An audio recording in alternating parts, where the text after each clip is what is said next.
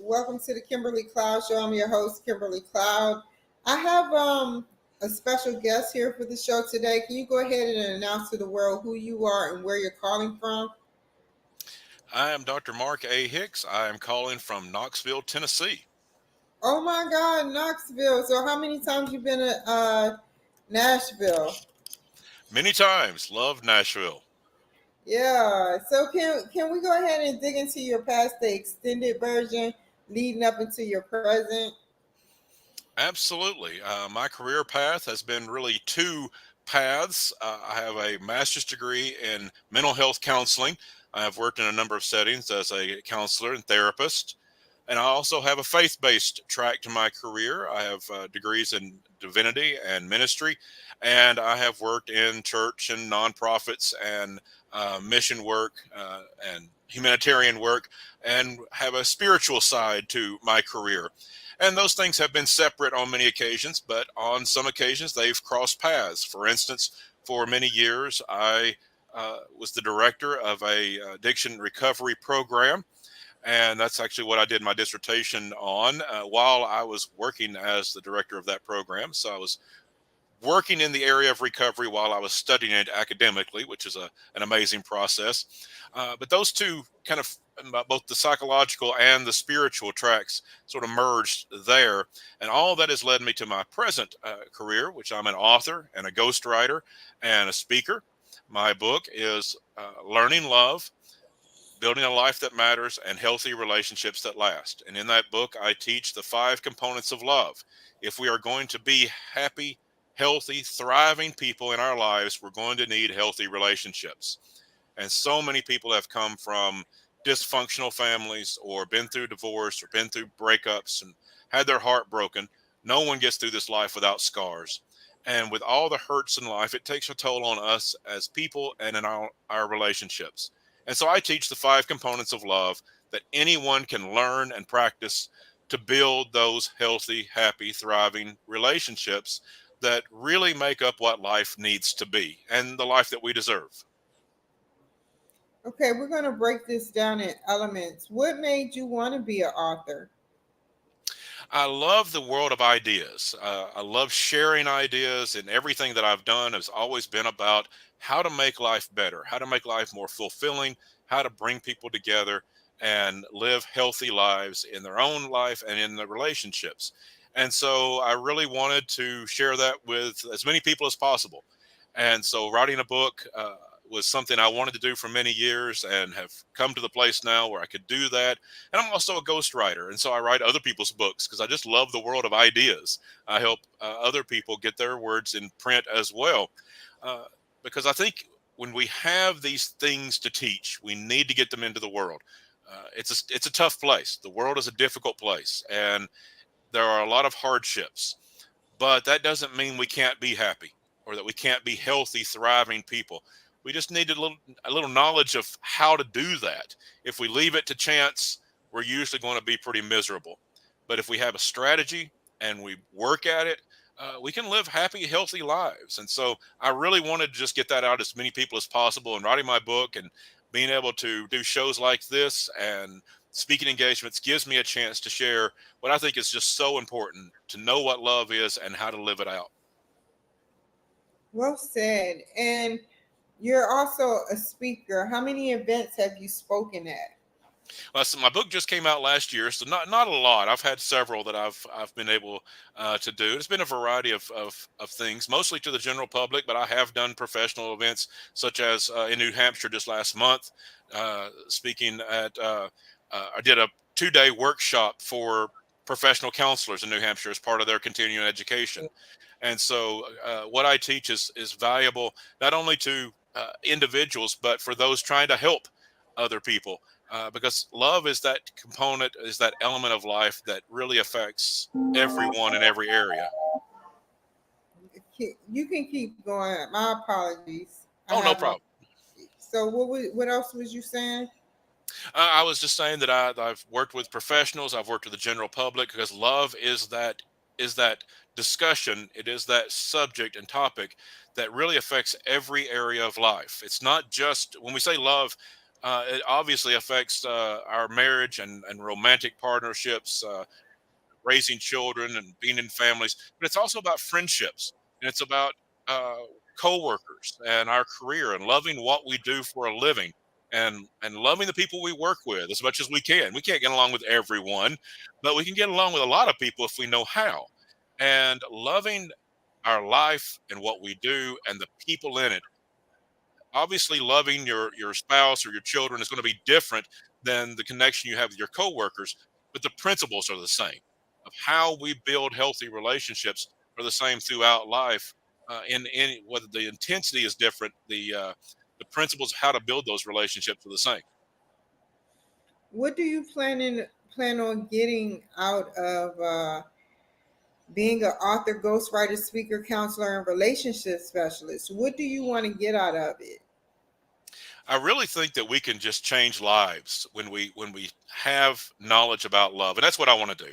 I just want to help people and see the the world change. And I think we can. I think if enough people are practicing love, and I know this sounds a little idealistic, but I really believe in it, that if enough people are practicing love in a way that actually works, it's not just fantasy, it's not just abstract, but have the tangible components of love, I think we change families, we change workplaces, communities, and ultimately we change the world because we know how to live that life of love. I don't think that should be fantasy. I think that should be strategy, that we bring love into the world. And I hope to be a part of that. You know, don't laugh at this, but 4 years ago almost, I said to myself, it shouldn't be have to be a pill or a spray or a nasal spray, but I said to myself, you know what if instead of, doing other uh, illicit or non-illicit drugs, we had a pill out there with oxytocin that give a pure effect of love. It gives the pure chemical effect of love. And there's many other chemicals in your brain, but oxytocin is the major one. And I said, what if we put it in like non-illicit drugs like medicinal marijuana, and it will be love going around, versus, you got crack cocaine, methamphetamine, and all those bad drugs. Yeah. And I that's how I felt, but even if they didn't want to use medicinal marijuana, they can use like a basic pill of it. But I think that spreading love is such a good idea. I think that, being in good cohesive relationships, being around friends and family that are good to you, being around people socializing, that is such a good way to spread love naturally.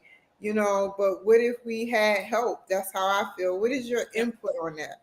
Yeah. I think that we can have that, and we just need a strategy for it because we are going to naturally, our brains are sort of wired up to protect us. And when bad things happen, our brains are going to naturally go to that place of remembering that and guarding against it. And over the time, bad things happen and we get more and more defensive and we pull back and we put up emotional walls and we put barriers up, even to people that care about us, trying to protect ourselves. And while that makes sense on one level, it actually has a very damaging effect when we miss out on the connections of life because we're afraid of getting hurt. We actually end up doing more damage, imprisoning ourselves behind our own walls and Yeah. separating ourselves from the people who we could connect with, whether it be family or friends or coworkers out in the world, and loving life and loving what we do. I believe we can have a life of love in every area: family, friendships, community, work, career. We can have all of that. We just have to have a strategy to do it because our instinct is going to take us to a place of defensiveness and withdrawal to avoid getting hurt, but we can think higher than that. We have human brains that can go beyond our natural instincts, and we can develop strategy and knowledge and understanding of what love is, and actually have those relationships that not only change our lives, but as we said, could change the world. Yes, it can. And spreading love, being a counselor, and everything that you are. Tell me about your educational history. Yeah, I have a master's degree in mental health counseling from the University of Tennessee, and so that's kind of one track. It's a secular degree, and then I have the ministry track. I have a master's of divinity and a doctorate in ministry, and as I mentioned, I did my dissertation on recovery. So that kind of crossed back into my world of counseling at the same time, and I really see those working together, even though I've had jobs that they stayed separate. I really see those working together, especially now as we talk about love and relationships, because we are, as human beings, we are emotional. We have minds that are involved in every area of our life, and we're also we have a spiritual element to us.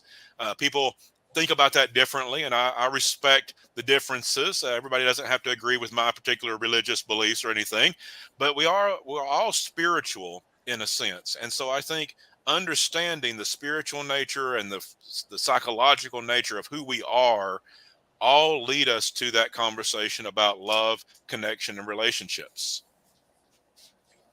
Speaking of relationships, tell me about your book in extensive detail. Okay, I teach the 5 components of love. And as I said, anyone can learn and practice these. They're simple. They're not easy. They take practice, but they're simple.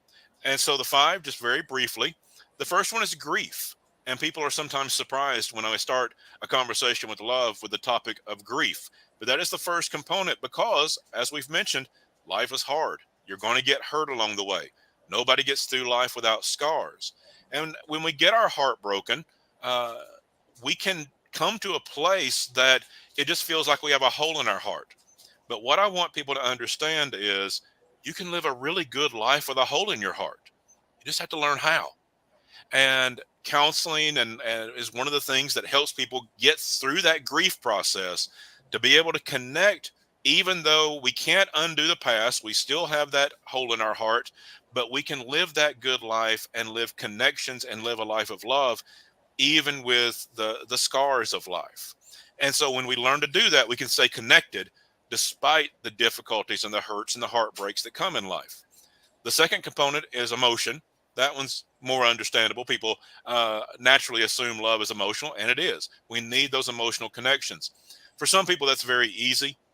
Other people, they struggle, particularly if they have been hurt or they come out of a dysfunctional family or they have a certain personality type that's less emotional. But we can practice that. It can be a learned skill. If it doesn't come natural to you, you can learn how to share emotions, to express emotions, and let people know that you care about them. And that's an important part of a relationship. The third is practicality. Emotion brings us together. Practicality keeps us together. This is learning how to work together in relationships. You may have heard someone say, I love them, but I can't live with them. And that's a terribly sad thing to have to say. That's when practicality has fallen down. They have emotional connection, but the third component of love, practicality, has been lost in those relationships because they can't live together. This is like the ideas of communication skills, making financial decisions together as a couple, uh, taking care of mental health. That's a very practical element as well. Things like depression and anxiety are very common, but they're treatable. And you can get treatment for those, and that will help your life and your relationships. All these practical elements of making life work together. The fourth component of love is acceptance. And of course, we have to accept the people in our life, even though they may have flaws. But what we're really talking about is accepting ourselves first. That one of the things that people need to understand, and Brene Brown did some great work on this in her research. A lot of people don't understand you cannot love someone more than you love yourself. It's impossible. That's the limit. And so many people are trying to love others when they really haven't learned to love themselves. They're so self critical and self loathing, and then wonder why they struggle in their relationships. You cannot love others more than you love yourself. If you want to love other people and have great relationships, you learn to love yourself because love is not a commodity like money. If you need to give away more money, you can get more. You can get a second job. You can take out a loan. You can steal money, although I don't recommend that one. You can get money a lot of ways to give away.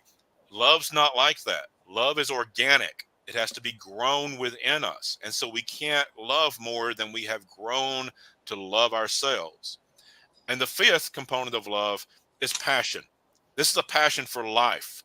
This is keeping life enjoyable, enjoying the people you're with, enjoying what you do, enjoying your life. And that just comes down to having fun. Sometimes because life is serious, we forget to have fun. Of course, it's serious. That's why we have practicality as the third component of love. And yes, there is tragedy and sorrow. That's why we have grief as the first component of love. But let's not forget to have fun and have passion and enjoyment of life. That becomes the wind in our sails and the fuel in our engine. It gets us going in the morning to see what the day would bring and enjoy the people we're with. And so if you can grieve the hurts of life to come back from those, that becomes our comeback story during the hard times. If you can connect emotionally, if you can live practically, live in a practical way, live well with one another, we love ourselves first in order to love other people. And we keep passion in life, we keep enjoyment and fun in our life. If you do those five things, practice them every day, you can build healthy, happy, thriving relationships. Okay, Sigmund Freud. Okay. You should be in a psychology book. Well, Okay. I've written one, so all Oh, wow. all that is in my book, all five of those components I just named are in my book in detail, not only what they are, but how to live them out. I give practical advice on how to live each one of those in a real way. Have you been through each one of them? I live those out myself. Yes, And that's I why did. they special to you. Yeah, I didn't always know what I know now. When I was young, I ended up in a very toxic first marriage. And that's one of the things when that ended in divorce, and I still have the emotional scars from that. Uh, that's one of the seeds that got planted of wanting to know what love is and how to live it out in a real way, not just some fantasy of love, but what is it and how to live it out. And so I applied my spiritual training, my psychological training, but also coming out of my own personal experience of a tragic relationship and a toxic relationship, of learning what actually love is. And so, yeah, I'm living that out. I know a lot of stuff and I can share it, and you can know everything that I know. I share it all in my book, but yeah, I'm having to live it out too. We never arrive at perfection. We're always living this out. It's a practice. All five components of love are a continual practice that we apply to life, but it's a way to conceptualize. Maybe you're doing two or three really well, but your relationship isn't working. Look at those, look at the other one or two components, and don't just assume that because these things, these first two or three come naturally, that that's what love is. Look at the others, and maybe you're living well in a practical way. You're doing all the serious stuff well. Maybe you do have emotional connection, but you've forgotten how to have fun. You've forgotten how to have passion and enjoyment of life. And so bring that back in. Or maybe you're having a lot of fun and you've got an emotional connection, but there's some practical elements like finances that are not going well in your relationship and you're not communicating well. You know what to focus on then. So it's a practice in all five areas. It's easy to understand, but it's not easy to do. You live it out every day, practice it, and you can build the relationships you want.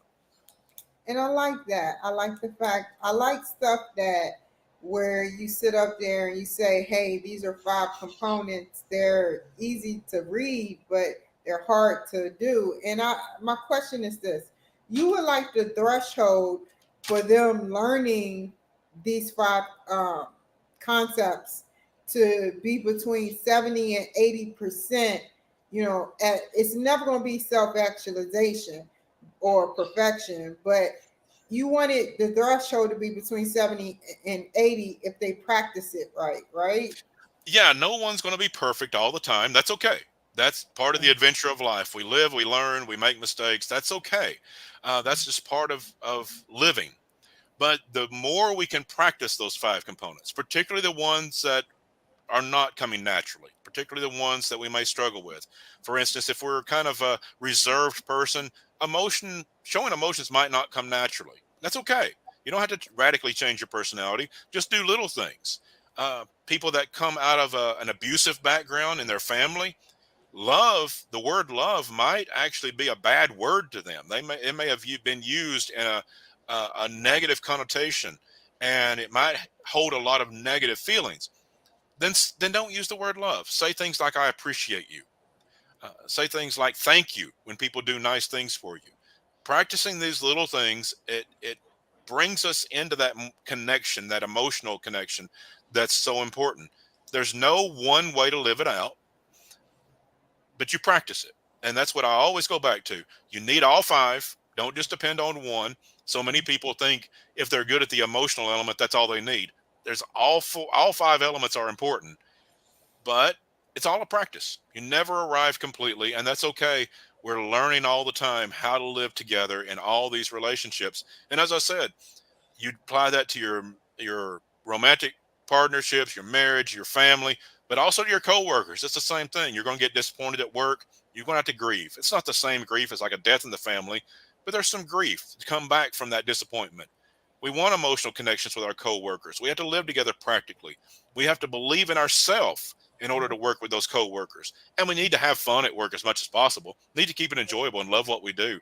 Those five components apply whether it's marriage or work or family or community, all through our life.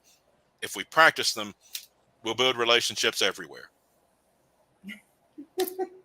So I know you wrote a book about this, Mm-hmm. but my question is, have you ever thought about, putting this in like a high school, or, they need to come out with a curriculum that deals with stuff like this at a young age so that they can learn in a psychology book. You deserve to be in a school psychology book, just like I said. Yeah, I have advocated for that exact thing because you think about the other needs in life, and love is a human need.